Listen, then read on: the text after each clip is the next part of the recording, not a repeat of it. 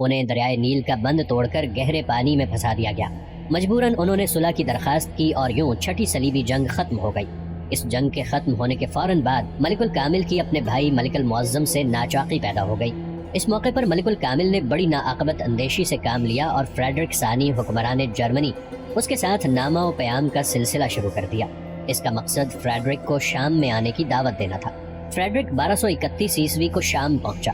ملک الکامل نے اس سے ملک المعظم کے خلاف تحفظ طلب کیا اور ایک معاہدہ تیار کیا گیا جس میں 10 سال 6 ماہ اور 10 دن کی حکومت کے لیے اس شرط پر دوستانہ معاہدہ کیا گیا کہ بیت المقدس، بیت اللحم اور ناصرہ کے علاوہ یافا اور عکا کے درمیان جتنے شہر ہیں سب اس کے حوالے کر دیے جائیں۔ اس ناپاک معاہدے نے صلیبیوں کی دیرینہ خواہش کو پایہ تکمیل تک پہنچا دیا۔ جس ارض مقدس کی خاطر ہزاروں مسلمانوں نے اپنی جانوں کے نذرانے پیش کیے تھے، فریڈرک ثانی خون کا ایک قطرہ بہائے بغیر اس میں داخل ہو گیا۔ اس عظیم سانحے سے عالم اسلام میں قیامت برپا ہو گئی۔ رنج و غم کے ماتمی جلوس نکالے گئے، مسجدوں میں اذانیں موقوف کر دی گئیں۔ مسلمان شاہ یروشلم فریڈرک ثانی کے ظلم و ستم کی چکی میں مسلسل پس رہے تھے۔ صلیبی ایک ایک کر کے کئی شہروں کو نگل گئے، معاہدے کی دھجیاں بکھیر کر رکھ دی گئیں۔ ارض مقدس کے جنوب میں الکرک نامی قلعہ واقع تھا۔ مصر سے حجاز اور دمشق جانے والے راستے اسی مقام کے قریب تھے۔ یہ ایک مستحکم قلعہ تھا۔ یہاں صلیبی قابض تھے جن کا پیشہ مسلم آزاری، قتل و غارت اور قافلوں کو لوٹنا تھا۔ حجاج کا کوئی قافلہ جو ہی ادھر سے گزرتا تو شریر النفس صلیبی ان پر بھوکے بھیڑیوں کی طرح ٹوٹ پڑتے اور ان کے مال و اسباب لوٹ لیتے۔ حجاج کو قتل کرنا دینی فریضہ خیال کیا جاتا تھا۔ 1237 عیسوی میں حماد کے تاجر بند قداری کا قافلہ مصر سے واپس لوٹ رہا تھا۔ بند قداری نے خلاف توقع زیادہ نفع کمایا۔ وہ بے حد مسرور لوٹ رہا تھا۔ اس نے اپنے نفع کو دو چند کرنے کے لیے قاہرہ سے بھاری مقدار میں شکر خریدی۔ وہ دمشق اور حمات میں شکر کی مانگ سے باخبر تھا۔ یہ کوئی پہلی بار نہیں تھی کہ اسے کسی نئے تجربے سے گزرنا پڑتا۔ وہ ہمیشہ قاہرہ سے ہی شکر خریدتا تھا۔ وہ اس خیال سے محظوظ ہو رہا تھا کہ قدرت نے اسے جس مقام سے زمین پر لا کھڑا کیا تھا وہ اب اس سے دور نہیں ہے۔ وہ جب حمات پہنچے گا تو مال و متاع کے ساتھ ساتھ اعلیٰ طبقات میں اسے پہلے سا مقام دوبارہ مل جائے گا۔ مگر یہ قدرت کو منظور نہیں تھا۔ الکرک کے پاس پہنچتے ہی قلعے کے صلیبیوں نے اس کے قافلے پر حلہ بول دیا۔ وہ اس ناگہانی آفت کے لیے ذرا بھی تیار نہیں تھا۔ یہ محض اتفاق تھا کہ اس سے قبل کبھی اس کے قافلے پر اس مقام پر کوئی حملہ ہوا ہو۔ البتہ ریگستانی علاقوں میں لٹیروں کے حملوں سے وہ اچھی طرح آگاہ تھا۔ صلیبی لوگوں نے دیکھتے ہی دیکھتے اس کے قافلے کو تہتیق کر ڈالا۔ محمود بھی اس کے ہمراہ تھا۔ اس کی عمر اس وقت صرف 14 برس تھی۔ اس نے اپنے آقا پر ٹوٹنے والے پہاڑ کی نزاکت کو سمجھ لیا تھا، اسی لیے اس نے اپنے آقا کے عربی گھوڑے پر چھلانگ لگا کر اس کی باگیں اپنے ہاتھوں میں تھام لی۔ اس نے گھوڑے کو ایڑ لگائی اور ان وحشی لٹیروں کی گرفت سے نکل کھڑا ہوا۔ صلیبی کسی بھی شخص کو وہاں سے زندہ بچ کر نکلنے کا موقع نہیں دیتے تھے۔ بند قداری کے تو ہاتھ پاؤں پھول چکے تھے۔ اس کی سمجھ میں کچھ نہیں آ رہا تھا کہ وہ اس موقع پر کیا کرے۔ ایک طرف تو اس کی ساری محنت لٹ گئی تھی تو دوسری طرف اس کی جان جانے کا خوف بھی لاحق تھا۔ ایسے میں محمود کی ہوشمندی اس کے کام آئی۔ وہ دونوں صلیبیوں کی تیروں کی بارش میں سے بچتے بچاتے اس منحوس مقام سے نکل آئے۔ بند قداری کو 2 تیر دائیں ران میں لگے، وہ زخمی حالت میں وہاں سے نکل آیا۔ صلیبیوں نے جب شکر کے ذخیرے دیکھے تو انہوں نے ان دونوں کا تعاقب کرنا مناسب نہیں سمجھا۔ محمود اپنے حواس باختہ، زخمی اور مایوس آقا کو لے کر کسی نہ کسی طریقے سے دمشق آ پہنچا۔ سلطان دمشق اسماعیل ایوبی کے دربار کا در کھٹکھٹایا گیا، مگر وہ اندرونی ریشہ دوانیوں کا شکار تھا۔ فریاد رسی نہ ہونے پر وہ دونوں مایوسی کے عالم میں حمات واپس لوٹ آئے۔ اس جانگزیل واقعے نے بند قداری کی کمر توڑ کر رکھ دی تھی۔ محمود کو اپنے آقا کی تکلیف کا شدید احساس تھا، مگر وہ اپنے مالک کے لیے کچھ کر بھی نہیں سکتا تھا۔ وہ اس کی دلجوئی کرتا رہا، ہمت بندھاتا رہا، مگر بند قداری میں پہلے جیسا جذبہ جگانے میں ناکام رہا۔ وہ حمات میں آ کر گھر بندی بن گیا تھا۔ شرم کے مارے وہ باہر بھی نہیں نکلتا تھا کہ مقامی تاجر قرض کے لیے اس کی بے عزتی ہی نہ کر ڈالے۔ شریف آدمی کے پاس صرف ایک عزت ہی تو ہوتی ہے، اگر وہ بھی داؤ پر لگ جائے تو وہ کہیں کا نہیں رہتا۔ بند قداری کی حالت بھی کچھ ایسی ہی تھی۔ محمود بھی اپنے آقا کی اس حالت پر غمگین اور پریشان تھا۔ محمود سارا دن مقامی منڈیوں میں محنت و مشقت کرتا اور اپنے آقا کے لیے 2 وقت کی روٹی اور دوا کا بندوبست کرتا۔ بند قداری کی واپسی کی خبر کسی نہ کسی طرح علی بن ورقہ کو پہنچ گئی تھی۔ اسے بڑی حیرت ہوئی کہ بند قداری واپس لوٹ آیا ہے، مگر اپنی آمد سے اسے مطلع کرنا گوارا نہیں سمجھا۔ اسی شام وہ اطلاع کی صداقت پرکھنے کے لیے بند قداری کے گھر پہنچا۔ جب اس نے بند قداری کی خستہ حالت دیکھی تو ایک لمحے کے لیے اسے اپنی بصارت پر یقین نہیں آیا۔ بند قداری اسے دیکھتے ہی آنسوؤں پر قابو نہ پا سکا۔ علی بن الورقہ نے اس کی ڈھارس بندھائی اور ماجرا پوچھا۔ بند قداری نے سسکیوں میں قدرت کے مذاق کا جال اس کے سامنے کھول کر رکھ دیا۔ الکرک کے قلعے کے باہر جو کچھ اس کے ساتھ بیتا وہ سن کر ایک لمحے کے لیے علی بن ورقہ بھی دہل کے رہ گیا۔ اسی دوران محمود بھی دن بھر کی مشقت سے لوٹ آیا تھا۔ اس نے آتے ہی سلام و دعا کی اور پھر اپنے آقا کو اٹھا کر اس کا منہ ہاتھ دھلایا۔ اسے بستر پر بٹھا کر اس نے پہلے کھانا کھلایا جو وہ بازار سے لایا تھا۔ بعد ازاں اس نے دوا پلائی اور تکیہ جھاڑ کر اپنے آقا کو واپس لٹا دیا۔ علی بن ورقہ یہ خدمت دیکھ کر خاصا متاثر ہوا۔ بندقداری کی نقاہت دن بدن بڑھ رہی تھی۔ ٹانگ کا زخم بھرنے کی بجائے بگڑ چکا تھا۔ طبیب نے بھی اسے دیکھنے کے بعد دعا کا مشورہ دیا تھا۔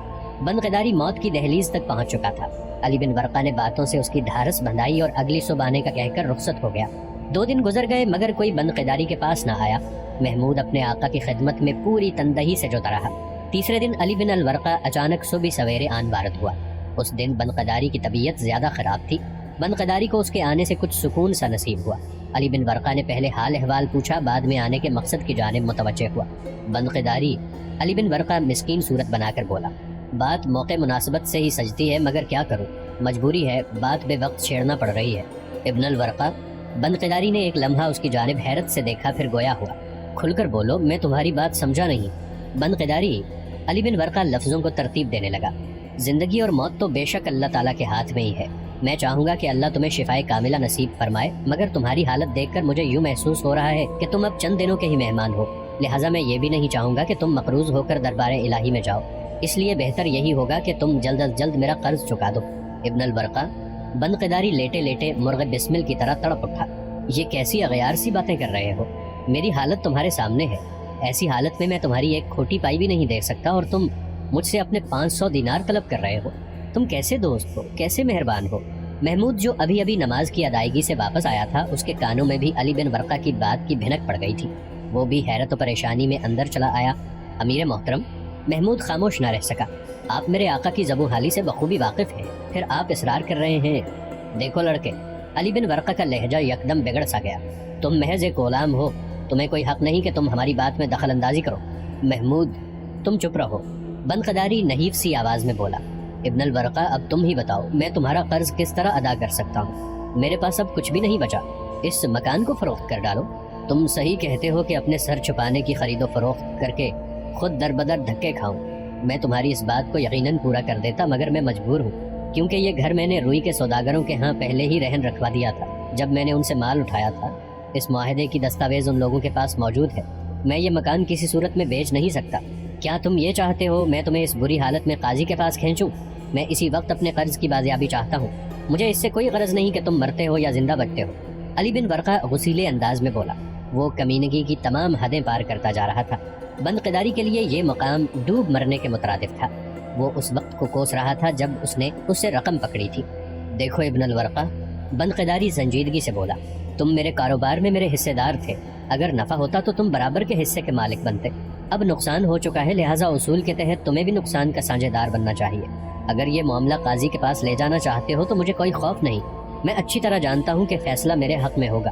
بندقداری اب منت سماجت نہیں کرنا چاہتا تھا۔ بندقداری، یہ تو صریحاً بے ایمانی ہے، میں نے تمہارے ساتھ کوئی ایسا معاہدہ نہیں کیا تھا کہ میں تمہارے کاروبار میں حصے دار ہوں، میں نے تو تمہیں رقم بطور قرض دی تھی۔ اگر تم قاضی کی بات کرتے ہو تو تم ہی جھوٹے پڑ جاؤ گے، کیونکہ کاروبار زبانی نہیں ہوا کرتے، ان کے لیے باقاعدہ تحریریں لکھی جاتی ہیں۔ کیا تمہارے پاس ایسی کوئی تحریر موجود ہے؟ بندقداری اس کی بات سے مزید پریشان ہو گیا، اسے کچھ بھی سجھائی نہیں دے رہا تھا کیونکہ اس کی دلیل میں وزن تھا۔ زبانی کاروبار کی کوئی حیثیت نہیں تھی، اگر وہ ضد بھی کرتا تو معاملہ قرآن پر چھوڑ دیا جاتا۔ قرآن، یہ خیال آتے ہی وہ لرز اٹھا۔ وہ اپنے کاروبار میں کبھی کتاب اللہ کو نہیں لایا تھا، مرنے سے پہلے وہ ایسی کوئی حرکت نہیں کرنا چاہتا تھا جس سے روز محشر اس کا دامن داغدار ہو جاتا۔ وہ اپنے خیالوں کی بھول بھلائیوں میں گم تھا کہ اسے علی بن ورقہ کی آواز نے چونکا دیا۔ جلدی جلدی کرو بندقداری، مجھے اور بھی کام نمٹانا ہے، میں آج یہاں سے قرض لے کر ہی جاؤں گا۔ اب تم ہی بتا ڈالو کہ تمہاری نظر میں میری کون سی ایسی چیز ہے جس کے عوض میں تمہارے قرض سے نجات پا سکوں؟ بندقداری روحان سا ہو کر بولا۔ بہت خوب، علی بن ورقہ استہزائیہ لہجے میں بولا، اب یہ بھی میں طے کروں کہ تم میرا قرض کیسے لوٹاؤ گے؟ میں کچھ نہیں جانتا، سیدھی طرح میری رقم لوٹا دو۔ امیر محترم، محمود سے چپ نہ رہا جا سکا، آپ خوف خدا کھائیں، میرے آقا اس حالت میں نہیں کہ وہ آپ کا قرض اسی وقت لوٹا سکے، انہیں کچھ مہلت دیں، اللہ نے چاہا کوئی نہ کوئی سلسلہ بن ہی جائے گا۔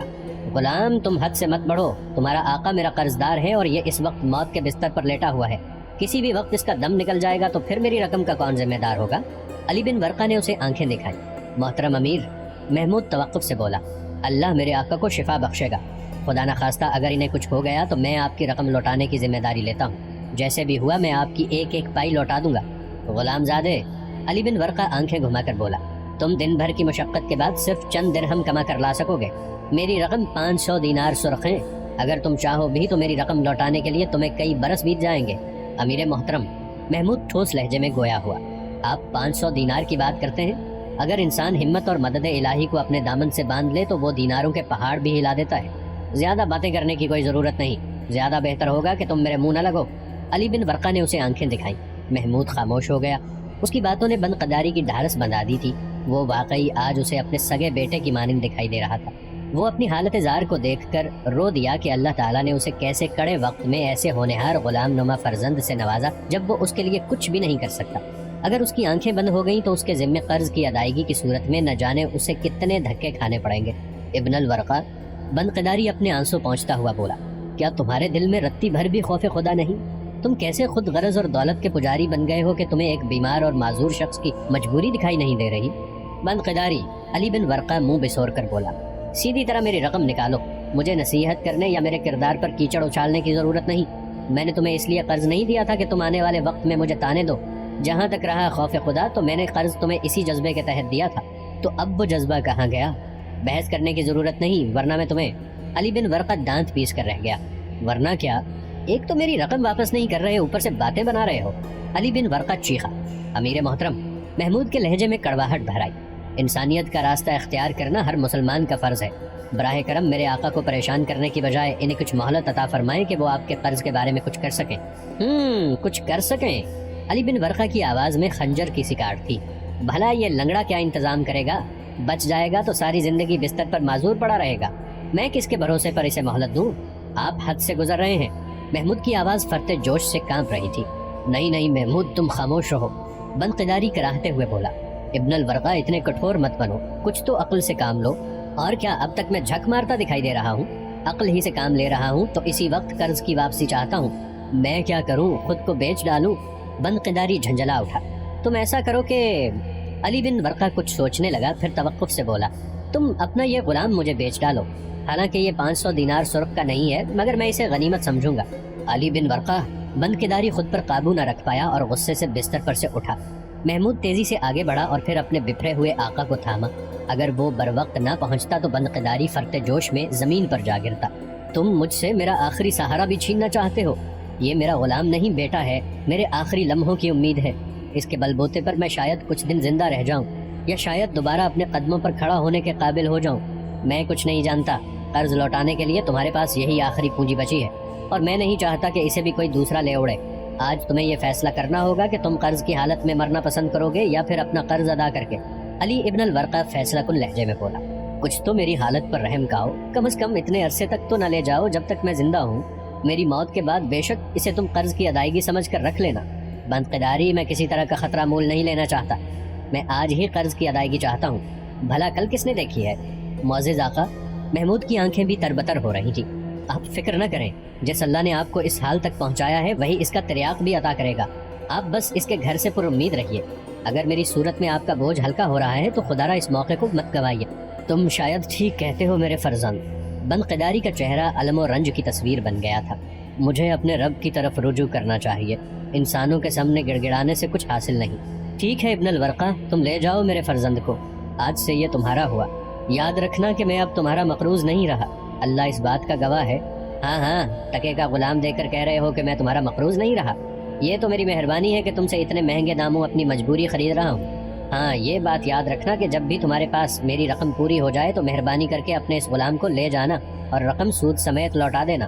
میرے فرزند، بند قداری محمود کی جانب متوجہ ہوا، تم سچے مسلمان ہو، یہ بات میں اچھی طرح جانتا ہوں، مگر میری ایک نصیحت ہمیشہ یاد رکھنا، غلام کو ہر حال میں اپنے مالک کا تابعدار رہنا چاہیے۔ نبی کریم صلی اللہ علیہ وآلہ وسلم نے ارشاد فرمایا ہے کہ غلام یا بیوی اگر اپنے مالک سے دھوکہ کرے یا اسے نقصان پہنچائے یا فرار ہو جائے تو اس کی بخشش نہیں ہوگی۔ آج سے میں تمہارا آقا نہیں ہوں بلکہ یہ تمہارے آقا ہے، ان کی اطاعت کرنا تمہارا فرض ہے۔ محمود کی جھکی گردن میں خفیف سی جنبش ہوئی۔ اس نے اپنا چہرہ اوپر نہیں اٹھایا کیونکہ وہ اپنے آقا کی آنکھوں میں بے بسی اور لاچاری کے امڑتے بادل نہیں دیکھ سکتا تھا۔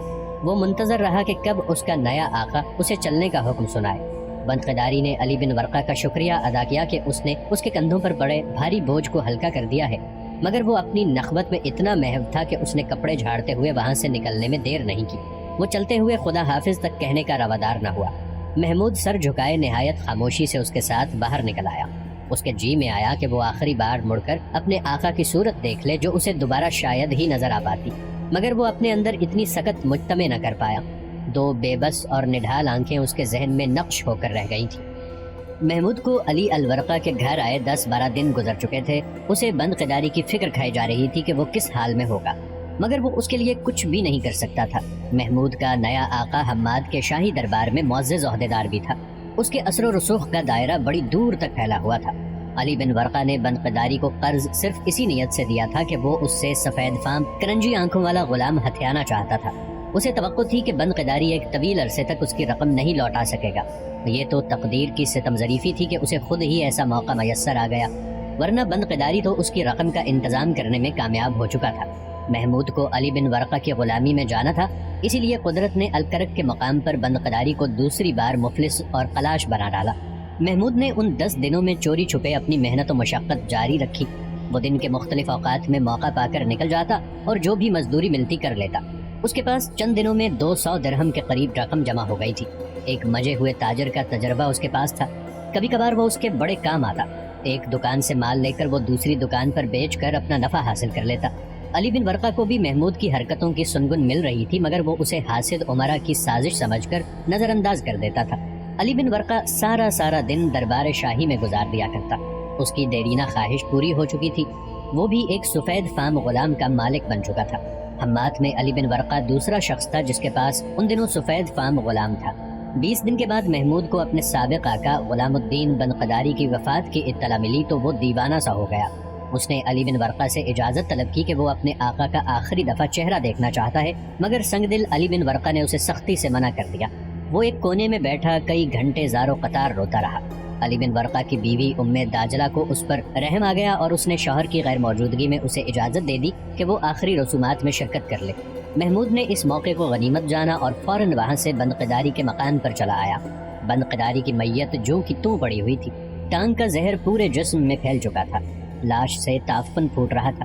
کسی کو اتنی ہمت نہیں ہوئی کہ وہ آگے بڑھ کر اس کی تدفین کا انتظام کر دیتا۔ محمود نے ان کمائے ہوئے درہموں سے اس کے کفن دفن کا انتظام کیا اور اپنے سابق آقا کو ہمیشہ کے لیے لحد میں اتار دیا۔ وہ جب وہاں سے لوٹا تو تھکن سے چور تھا۔ گھر لوٹنے پر اس کا واسطہ علی بن ورقہ سے پڑا۔ پوچھنے پر جب اس نے حقیقت بیان کر دی تو اسے ایک ایسی سزا کا مزہ چکھنا پڑا کہ اس کی ہڈیاں تک جھنجھنا اٹھی۔ اسی دن سے محمود کا گھر سے باہر نکلنا بند کر دیا گیا۔ علی بن ورقہ کا ہاتھ کھل گیا تھا، اس کا جب جی چاہتا وہ محمود کو اس بری طرح سے پیٹتا کہ کئی دن محمود چلنے پھرنے سے معذور رہتا۔ وقت کا پہیہ آہستہ آہستہ گھومتا چلا گیا۔